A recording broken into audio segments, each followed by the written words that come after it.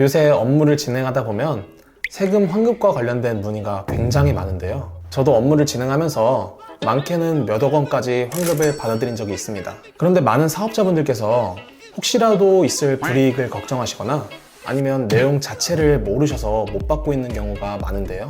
오늘은 경정 청구를 통해서 어떻게 세금을 환급받을 수 있는지 알아보도록 하겠습니다. 오늘 영상 끝까지 시청하시고 세금 환급 받아가시면 좋을 것 같습니다.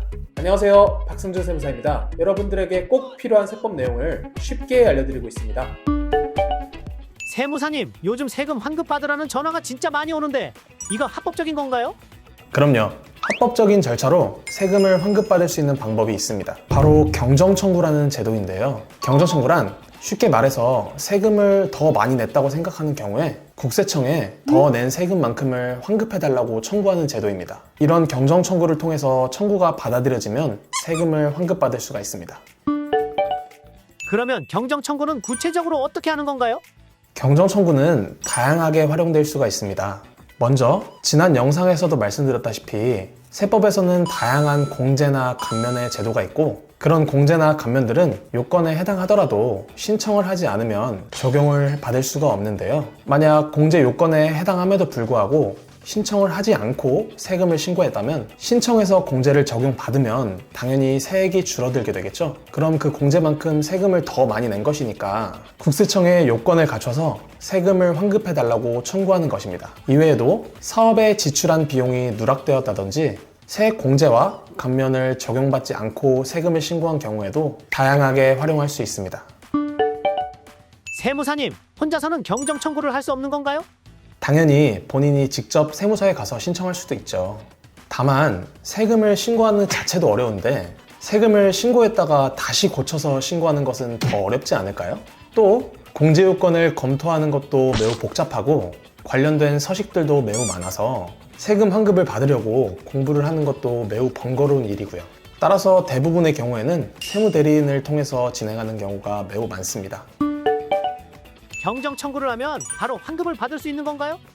청구를 넣는다고 그 즉시 환급이 나오지는 않습니다. 경정 청구는 말 그대로 청구를 하는 것이기 때문에 요건을 갖춰서 세무서에 경정 청구를 진행하면 약 2달간 세무서 조사관과 요건에 해당하는지 검토를 하는 과정이 있습니다. 이 기간 동안 조사관님들이 추가적인 증빙 자료를 요청하거나 사실관계를 확인하는 등의 절차를 걸쳐서 환급이 진행되게 됩니다. 다만 검토가 어렵지 않은 경우에는 추가적인 절차 없이 빠른 시일 내에 환급이 나오는 경우도 있습니다. 혹시 환급을 많이 받으면 세무조사 같은 불이익을 받지 않나요? 경정 청구를 이유로 세무조사가 나올 수는 없습니다.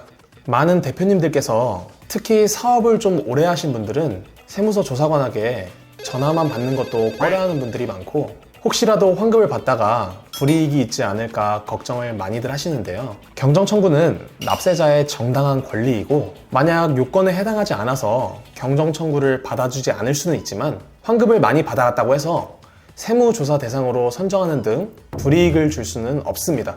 정부기관이 납세자의 정당한 권리 행사에 보복성으로 불이익을 줄 수는 없으니까요. 경정 청구를 할 때 다른 주의사항은 어떤 게 있을까요? 또 알아두셔야 될 부분이 있는데요. 경정 청구는 세금을 신고한 이후에 5년 이내에 청구할 수 있습니다. 예를 들어서 2019년도 귀속 소득세 신고를 2020년도 5월 31일까지 진행하는데요.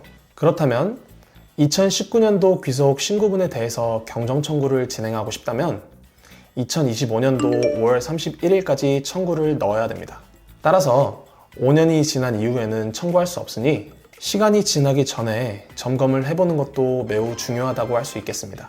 또 세법에서 정해진 요건들을 잘 충족하는지 검토하는 과정도 매우 중요한데요. 과정이 귀찮아서 어플 같은 방식으로 쉽게 하고 싶을지 모르지만 전문적인 세무대리인에게 검토를 맡겨서 조금 더 정확하게 또 발생할 수 있는 리스크들을 고려하면서 진행하는 것이 좋습니다. 쉽게만 하려다가 오히려 세금적으로 꼬여버려서 나중에 관리를 하는 것이 어려울 수 있기 때문입니다.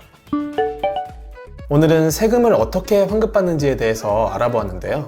만약 오늘 설명드린 내용들에 관심이 있어서 환급과 관련된 컨설팅을 받고 싶으시면 언제든지 문의해주세요. 오늘 내용이 도움이 되셨다면 구독과 좋아요 한 번씩 부탁드립니다. 감사합니다.